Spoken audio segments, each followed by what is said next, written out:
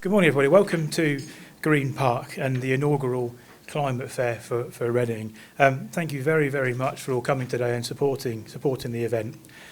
By way of introduction, my name is Mike Waddlove, local director at NatWest Bank, and you have the pleasure of my somewhat untested comparing skills, and I have the unenviable task of trying to get today moving and flowing with our speakers, trying to get you guys asking questions of our speakers with the goal of all trying to take something away today that we can take back to our businesses and employ something around climate change and climate into our own companies.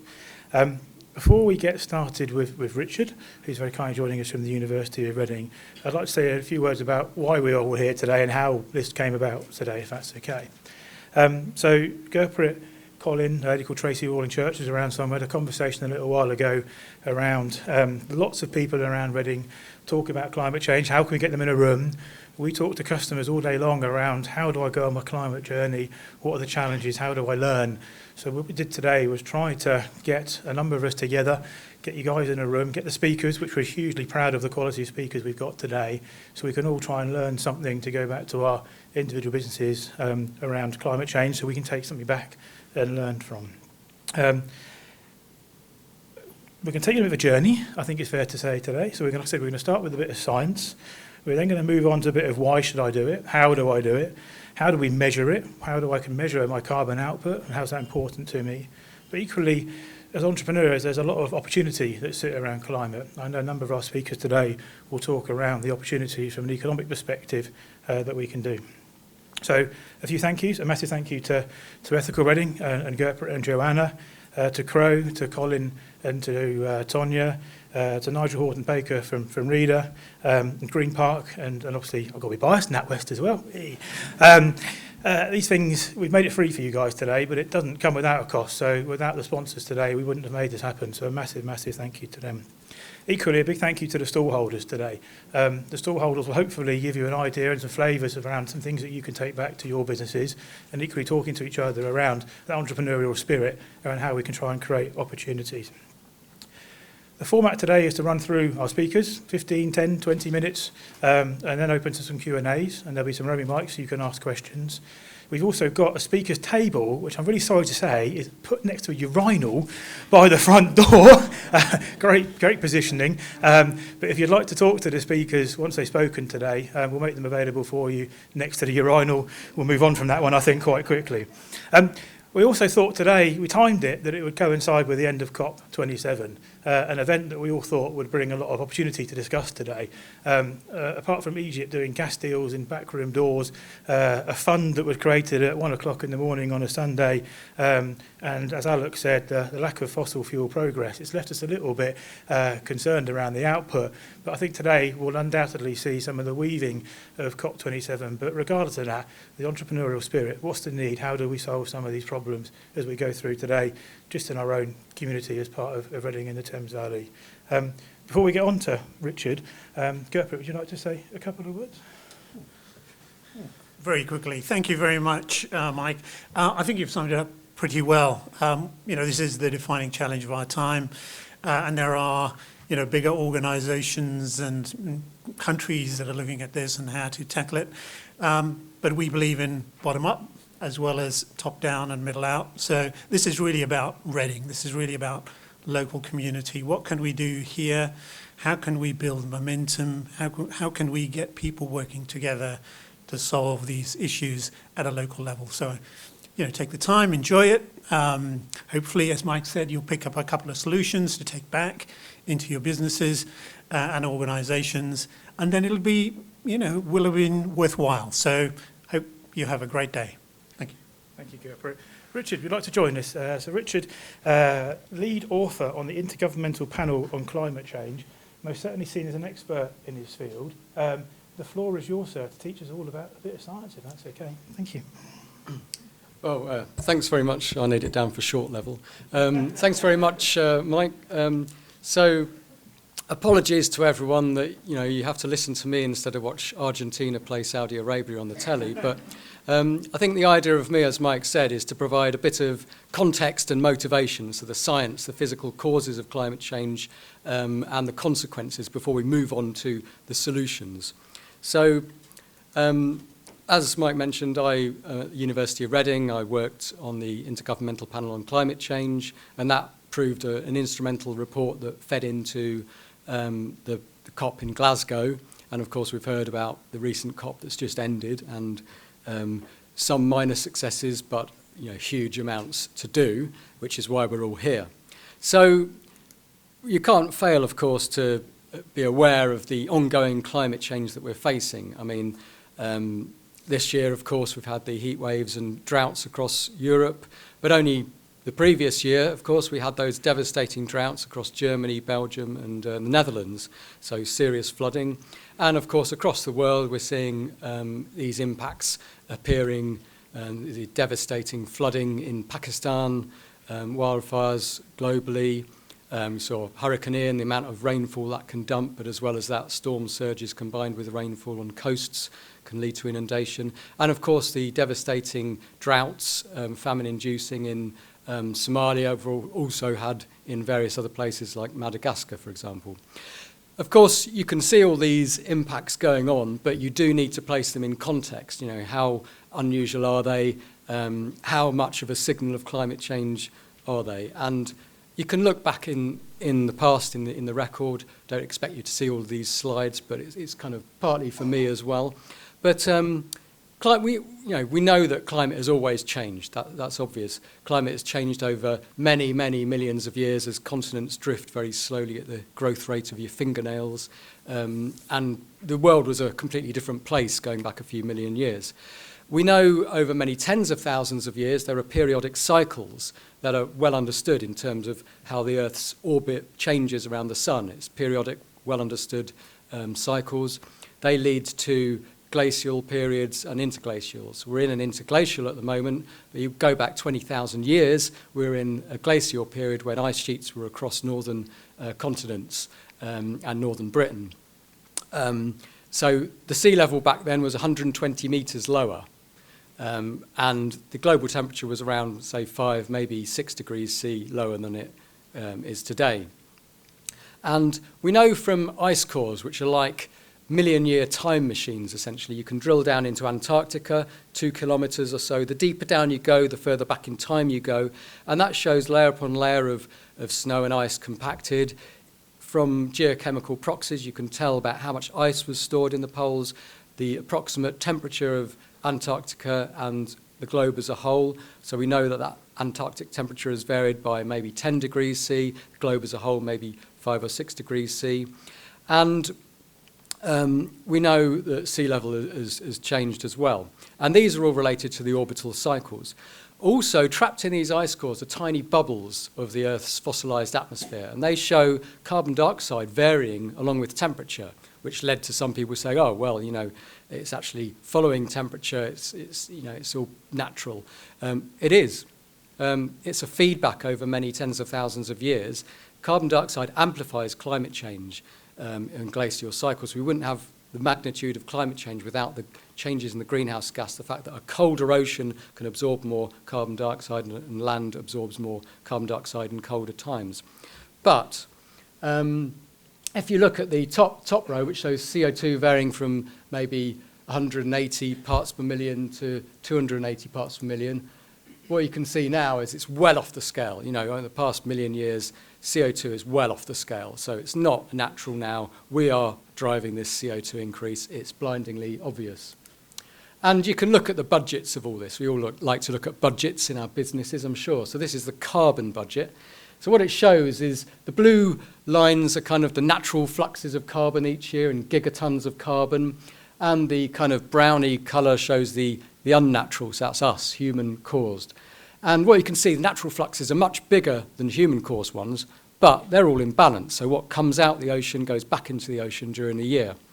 Whereas these kind of browny colours, the emissions we're sending into the atmosphere are tipping the system out of balance. We're putting more into the atmosphere. Luckily for us, about 50% of our emissions actually get taken up as extra take-up by sinks like the oceans and the land. So what's left in the atmosphere is about half of that, but that's still raising CO2 in the atmosphere by 2 or 3 parts per million every year, constantly going up and up. And this is driving increases in CO2 concentrations. And based on the ice cores and other geochemical proxies, we know that CO2 concentrations are the highest in at least the past 2 million years, probably much longer. So we can look as climate scientists as to what this is doing to our planet. So you can look back over the last 100, 200 years, and you can simulate what the climate does. So you bring in all the physics, you solve all the physics over a grid of many millions of grid points over the world and going up in the atmosphere, going down into the ocean. And you can say, well, let's do some experiments. Let's just let the sun change. Let's just volcanoes go off. Or let's do that and add in the human factors, which is CO2 emissions, but also particle aerosol pollution and that kind of thing. And based on this chart, you may be able to see the natural factors. They don't really give you any change. You get a dip down in volcanoes. The sun has a small effect, but primarily the only thing explaining the last 50 years of my lifetime of warming is human-caused factors. So we know that natural factors do not contribute over the last 5 decades. They're just noise. But we know that human-caused emissions of CO2 from fossil fuel emissions, but also land use change, is driving climate change. The simulations paint a broadly consistent picture is what the observations show. Now, greenhouse gas warming has been slightly masked by the fact we're also sending out lots of particle pollution. We've cleaned things up in Europe and the USA to some extent, less so in South Asia. But that reflects sunlight back to space, so it's having a slightly offsetting factor, but the greenhouse gases are winning.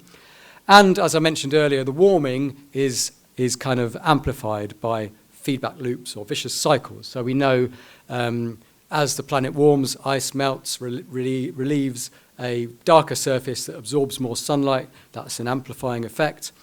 A warmer atmosphere has more water in it. Water is a strong greenhouse gas that adds to the greenhouse effect and adds to the warming. So without these feedbacks, we wouldn't have seen as much warming as we are seeing.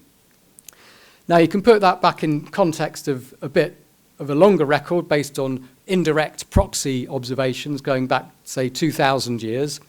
And we know from this that the warming that we've seen in the last 50 years is the highest in at least the past 2,000 years, the rate of warming. And we know that the warmth of the past decade is comparable to the last interglacial. So that's going back 125,000 years. So in the intervening period, we're in glacial periods. Right back then, we had a shorter, sharper interglacial. And we know that the warmth at the moment is comparable to that time. And by the way, back then, sea level was 5 to 10 metres higher. We know that climate change is already giving us impacts. We use this using observations and combine that with models to try and attribute what's caused these impacts. And we know that heavy precipitation is getting heavier. This is basic physics. There's more water in a warmer atmosphere. When that gets drawn into storms, that causes the intensity of rainfall to increase, leading to more intense rainfall and often more serious flooding. And we know over almost all regions where we have long-term records that the intensity of rainfall is increasing. It's in line with expectations from what the physics tells us.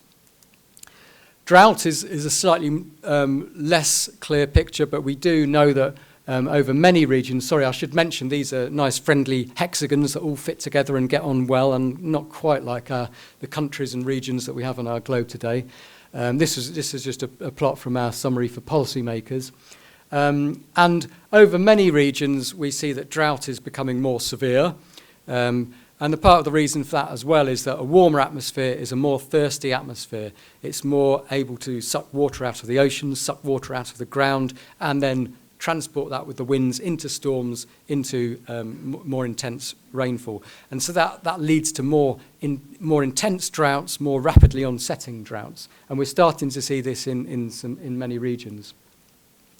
And we do know that continued global warming is projected to further intensify the global water cycle, including its variability, so year to year, day to day, decade to decade, the intensity of global monsoons, like the one that hit Pakistan, and the intensity of precipitation, the severity of wet and dry events. So again, a more thirsty atmosphere dries one region and sends that water into another region, leading to more intense rainfall. So these wetter, drier, they come hand in hand.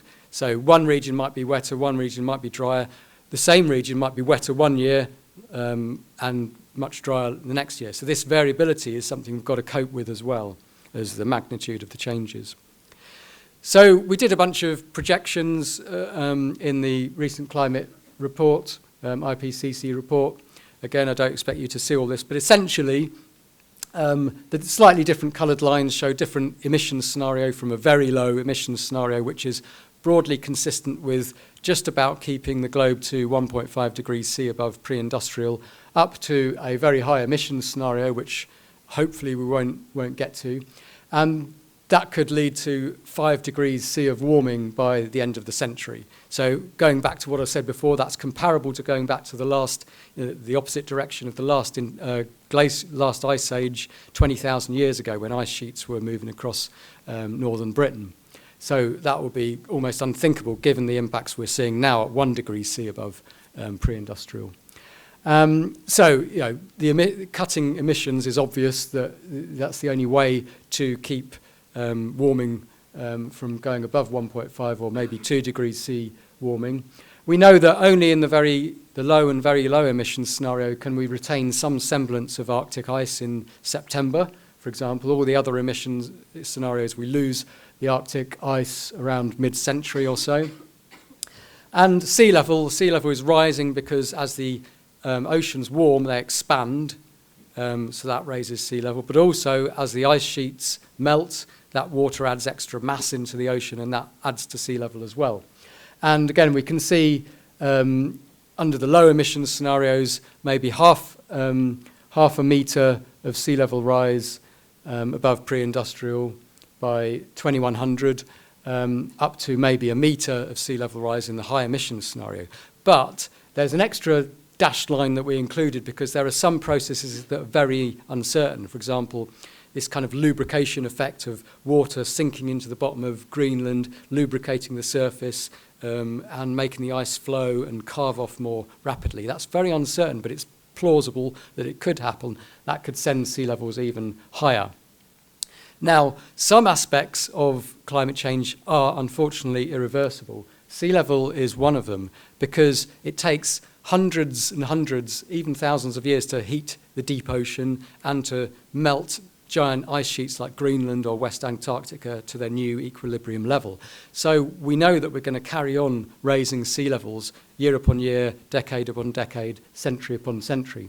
And the unfortunate news is by the time we get to 2300, is that even in the low emissions scenario, we can expect a sea level maybe 1, 2, maybe even 3 metres. So that's talking about losing big cities on the coast in some regions. But if we carry on emitting, we might see sea level rise well above that. In the highest emissions scenario, it's above 2 metres, up to 7 metres. With these uncertain feedbacks, could be even higher. There's many tens of metres of sea level packed away in the Greenland and West Antarctica, for example. Now, of course, on those timescales, we can adapt to many hundreds of years. God knows what it's going to be like in 2300 compared to what we, comparing now to maybe 1800. That's a huge amount of time. But what we can say is by cutting emissions that we can limit the amount of sea level in the long term. And going back to Arctic ice and global temperatures and the water cycle change, every bit of warming that we can avoid reduces the impact and stops some of the changes in our climate system. So it's obvious then that cutting greenhouse gas emissions is the only option in reversing some of the reversible processes and limiting some of the irreversible processes. And finally, this just shows a diagram that increasing carbon dioxide along the x-axis, increasing temperature on the y-axis. So you can see that as you emit more, the temperature goes up in a linear fashion. And it's only if we wanted to limit temperatures to 1.5 degrees C, we have a carbon budget. That carbon budget happens to be 3,000 gigatons of CO2. We're now approaching that. So we have a very specific budget about what we can emit. So it's not a matter of just reducing what we emit. It's a matter of saying, well, we can't emit any more. We can't use any more fossil fuels that are in the ground because we simply can't meet this carbon budget. And so what you'll hear, of course, today is more the solutions. The solutions, of course, we need to act now. There's not any time to waste. We need to act everywhere, so across all sectors, in all modes. We need to act thoughtfully so we can develop in terms of other benefits like rewilding, like the biodiversity crisis that we're suffering. We need to act jointly, so countries collaborating like we see to some extent at the COP meetings, but also collaborating in terms of what we're seeing here today, the bottom-up approach with local interest groups, with companies, with cities, with local authorities. And I think that's kind of underlying the message really, that there are these top-down approaches, countries working together, and particularly one success of COP27 is the loss and damage fund, because there's a huge inequality problem globally, because the rich emitters are rich because they've emitted lots and become rich. The poor countries who haven't emitted much are generally on the front line of climate change. They're less resilient to climate change. They're less able to adapt. So there needs to be a transfer of this money from the rich to the poor, and that's only something that can happen at the government, multi-government level. And there's also the idea of climate financing, which again is a very top-down side of things, where you're moving money from rich countries to help poor countries or developing countries to transition to renewables, for example, rather than using their existing fossil fuels, which they quite rightly say, well, why can't we use our fossil fuels when you've used all yours and become rich because of it? So therefore, that's another way that money needs to move.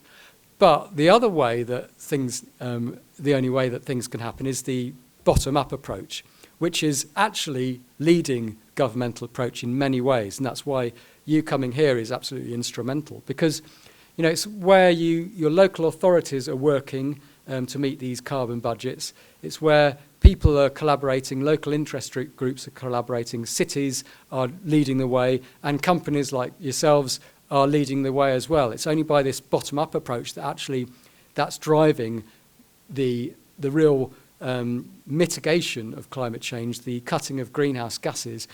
Governments can't do it on their own because, unfortunately, the democracy is flawed in some ways because there's a limited time cycle. So that's why it does need this cohesive, collaborative bottom-up approach as well as the top-down approaches.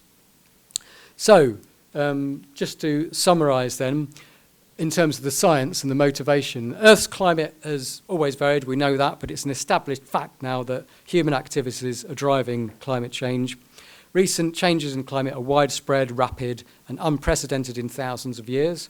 Human activities are intensifying extreme climate events, including heat waves we saw this year, but also heavy rainfall and associated flooding and droughts and the severity of them. Every bit of global warming increases the magnitude of climate change, including the severity of climate extremes. So every bit of warming that's avoided can stop some of the extremes that we will be seeing. So every bit of global warming avoided is useful.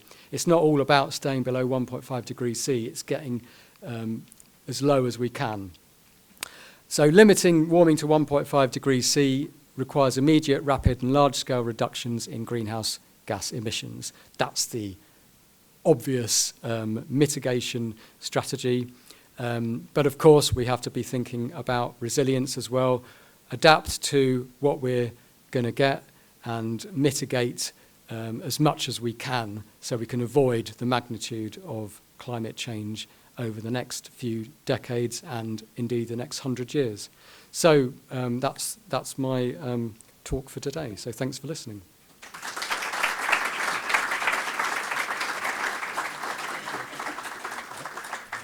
Thank you, Richard. I think when the president of COP starts off with on the highway to hell, it's these sort of slides that you look at and go, I can see where you're coming from. Liam, can I come and grab that mic if that's all right? If anyone's got any questions, or Liana's got the mic, if anyone would like to ask any questions of Richard while he's on stage, please raise your hand. There is plenty of room for those standing at the back, at the front as well, if you would like to. Liana, please. Richard, I'll let you. Sorry.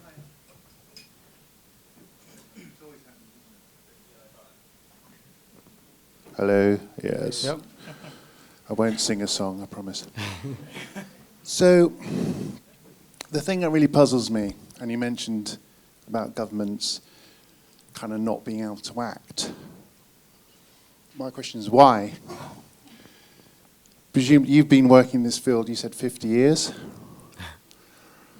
Since I was 0. We talk about acting now. We've been saying let's act now for how many decades?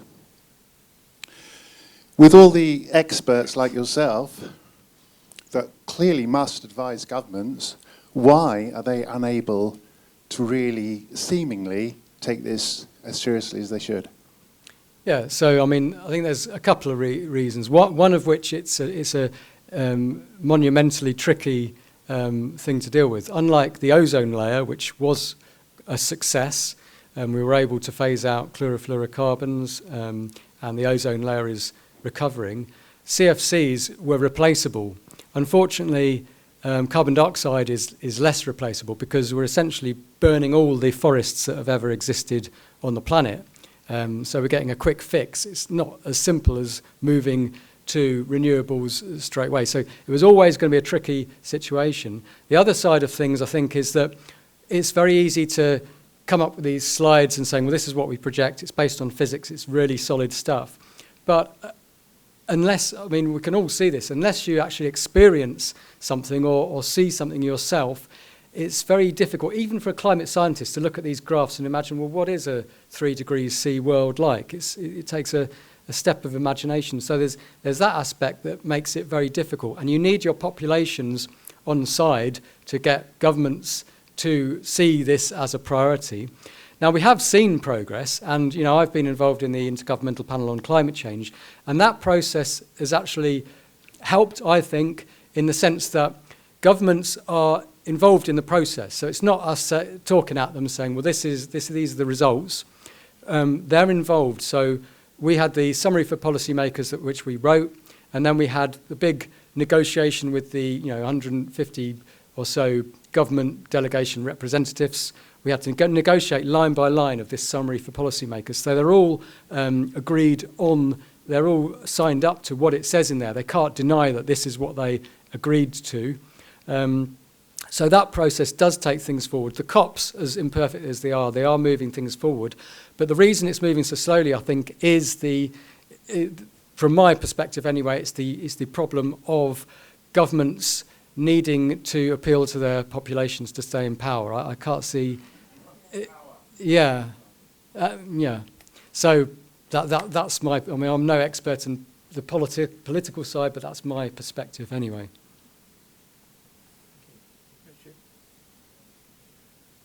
Any more?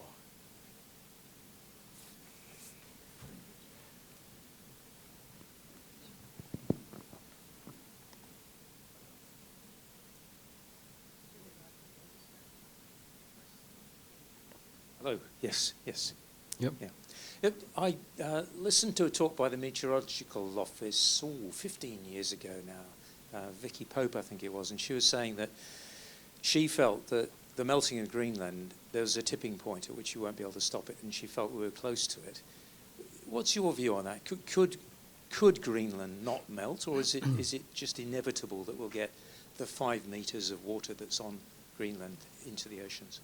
Yeah, well, I don't think it's inevitable, but it is inevitable we're going to get a certain melt that could, lead to maybe a metre of sea level in the very long term. We were talking hundreds of years. So West Antarctica is another one. And so the tipping points that Vicky Pope was talking about are known about. You can see the sinking of the water that goes down to the bottom. We're understanding more about that now. The science so far doesn't seem to show that there is a tipping point that's been reached. But one component of the IPCC, or novelty this time, was that we were considering these low likelihood, high impact scenarios. So that being one, another being the, say, Amazon dieback, those kind of things, but also the stopping of the North Atlantic overturning circulation that would have huge ramifications for Northern Europe climate, but also the monsoons and the position of the tropical rainy belt. So there are tipping points. Scientists are actively looking into this, seeing can they see a signal as a precursor to a tipping point. The Greenland tipping point, we're not seeing it happening yet, but we are monitoring with satellite instruments very carefully what the loss of mass is each year. We can see that from 2 satellites following each other. Tiny differences between their how close they are together tells you about the mass below you, and that shows year on year that Greenland is dropping in mass, but doesn't seem to be hitting a tipping point yet. But these things are worth worrying about because, of course, in insurance, you're insuring against a very low likelihood but high impact event. That's the same as what we should be doing in society. Thank you, Richard. Oh, we've got... Hi. It all gets a bit personal, and I personally feel really helpless despite doing the things I can do and trying to do the things that I can do with my business. So what are some really tangible things we can do? I feel like we've made actually really good progress in some ways over the last 20 years. If you think how much we recycle and some behavioural change, particularly in the UK.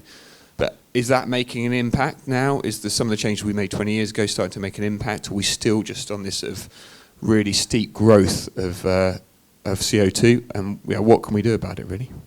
Yeah, I mean, as a planet, we are still growing CO2 emissions, unfortunately. As a country, we have made tangible progress. Not enough, but we are cutting our emissions.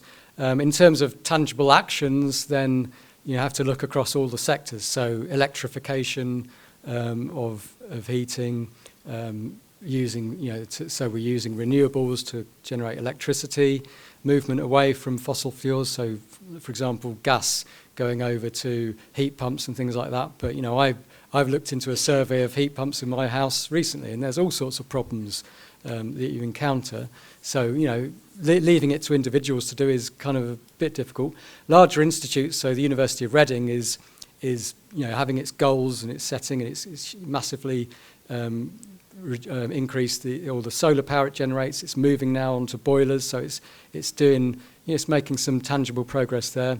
Transport is a huge thing, so electrification is obviously part of it, but obviously the other part which we see in kind of local authorities is encouraging movement away from vehicles, even if they're electric, to sustainable methods of travel. And the other difficulty, of course, is just stuff. We're buying too much stuff. I get back home and I have to step over all the Amazon parcels my wife's ordered. We don't need all this stuff, and I'm guilty of it sometimes, but we're too used to saying, well, I need this and I'm going to buy it kind of thing. But again, it's a tricky problem, because how do you change your mentality personally, and how do you change your mentality as a society? The other thing, of course, is agriculture. So moving away from carbon-intensive food like beef and lamb. Ruminants they burp out methane, which is a much stronger greenhouse gas than CO2, for example. More plant-based diet is the obvious thing. There are all lots and lots of lines we need to be considering at once, which does need a kind of a broad perspective as a business. But looking at the numbers and seeing what you can, how you can limit your emissions is the number one driving motivation. Thank you, Richard. We've got time for one last quick question, maybe. Thank you. Nigel Hilton-Baker from Reader. I just wondered if you could put into context for me a little bit. We've seen horrendous forest fires and cutting back of rainforests, and how that fits into the scheme, the impact on our climate and climate change. Because the idea coming out of COP about putting together a fund for the rich countries to fund the third world countries, just thinking, what is the relative impact? And therefore that fund, has some thought gone into what it might be used for in the third world countries, effectively? Yeah, so it's a good question. I don't think enough thought has gone into what it is. You know, once there is this loss and damage fund, who's to say, well, this should be funding my flooding situation, and the other region might say, well, we've got a drought situation, you know, which is going to receive more, which is going to receive less. I mean, in terms of, you know, wildfires, which you were mentioning earlier in Amazon, I mean, it's a huge relief that Lula has got in Brazil to replace Bolsonaro, because their deforestation rate was catastrophic, and we're already seeing, you know, an intensification of the dry seasons to quite a serious level over Brazil, particularly eastern Brazil. Now, in terms of the wildfires, I mean, of course, if you burn down a forest, all that carbon goes into the atmosphere. But if you grow the forest back again, that CO2 goes back into the forest. So there is a virtuous cycle. It's if you have permanent loss of forest. So if you have Amazon dieback and then the soil degrades such that you can't then grow a forest again, then that's when you get to your tipping points. So yeah, the wildfires on their own aren't the critical issue. It's where you have irreversibility in these carbon stores is the problem. So be it forests or even methane trapped in ice and permafrost. So those are things. But so yeah, two kind of good points there, yeah.